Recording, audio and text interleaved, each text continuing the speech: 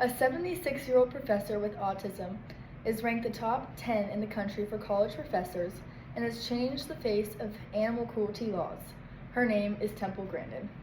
And my name is Kadence Riddick, and I'll be informing you on her childhood, adulthood, and present day to show you the incredible journey of how she obtained these titles. Now, she was born in 1947, and as soon as she was born, they saw that something was not correct with her and how she was functioning. So she didn't talk till she was 3.5 years old, and for reference, most kids talk between 12 to 15 months. So this was a huge concern for her family. They went to multiple doctors and got a diagnosis for autism, which at this time there wasn't a lot of information on autism or research on it, so it was super scary for her family. They didn't know what to do. The doctors were saying that she would never function on her own and that she would have to go to a facility and potentially could not even live at home because she was non-functioning. Her parents did not want this life for her, so they thought, why don't we just give it a shot, just keep her in the public school system and have someone living full-time at their home to keep teaching her how to speak and just how to function normally. So she finally started talking at 3.5 years old, like I said before, and later, now that she's older, we know what diagnosis of autism she has, and it's called Asperger's, which relates to me because my brother actually has Asperger's, and I've seen how that's affected his life, honestly, for sometimes the better, sometimes the worse, but it was really cool for me to find out that she had the same diagnosis as my brother. Now, Temple Grandin refused to be defied by society's view on her disability. She continued to strive for research and to understand her education and learn about her diagnosis. So she went to college. She graduated from Franklin Pierce College with a bachelor's degree in psychology, and then went to Arizona State to get her master's in animal science and then her doctorate in animal science at the University of Illinois. Now, she's so interesting to me because my major is agriculture business with a special study in animal science.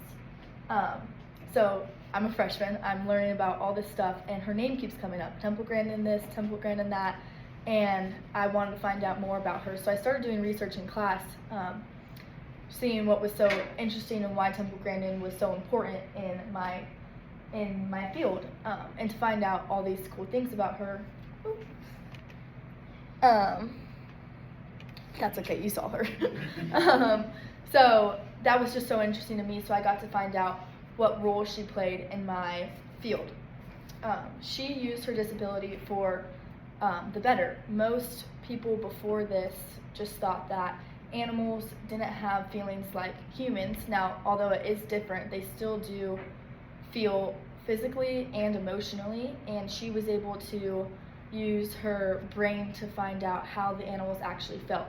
So she conducted lots of research projects, one being that with an animal who was harmed, she would put a bowl of water in their pen and medication for their injury, and the animal would actually go to the medication, and then once the doctors obviously are testing this animal, making sure it's healing, once it was healed, it stopped going for the medicine and went for the water. So we could see that the animal was trying to self-help and was going for the medicine to help its injury, and then as soon as it was healed and felt better, stopped going to the medicine and went to the water. So we know that it was actually in pain and seeking medication. And that's just one of so many research projects that Temple Grandin has done, and it's the first time we were able to prove that animals actually did have feelings, and other ones being behavioral and how you treat an animal, it reflects how it is and how different animals are affected by different things. So a more timid animal, if you're training it harshly, will react the opposite like that and go into a traumatic status, whether some animals aren't as sensitive, and you could train them more harshly and they would take that training and adapt to it. So now Temple Grandin is a Colorado State University professor, which I actually did apply to and visit, but I chose K-State, so go Wildcats. She speaks all over the country, and she spreads awareness on animal behavior, how we should be teaching and training our animals and taking care of them through the production industry, and she also sheds light on autism, and she's helped so many kids and adults overcome some of their challenges with autism. And she also wrote 34 books and 60 scientific papers. Her most popular are Guide to Working with Animals, The Girl Who Thought in Pictures, Visual Thinking, and The Autistic Brain. Now, when I was preparing for this speech, I was practicing on my roommates, so I got them all together, and one of my roommates stopped me as soon as I started, and she was like, "Wait, Temple Grandin?" I was like, "Yeah."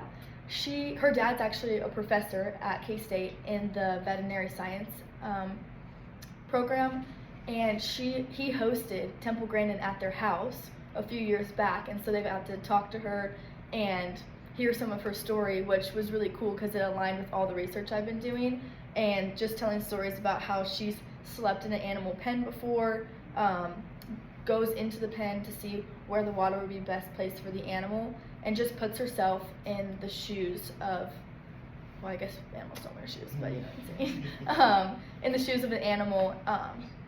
And one of the examples that was cool too is like pigs, when you're offloading them into a facility, they can get really scared and very easily have this traumatic like sense that they get when they are coming to a new place, and which could affect their growth in so many things, and then affect what the price of that animal is and what it's worth. So she, by going through the system herself, realized that it would be so much better if the animal had less visuals. So when these animals are offloaded in this facility, all they see is the pig in front of them, and they have these blinders on, so you can't see any of the new people, the big building that they're going into. They just see the pig in front of them, which helps them so much. And she decided that they should all move in packs of the breed that they were bred with, and so that way when they're moving to a new place, all their friends are still around them and it's familiar.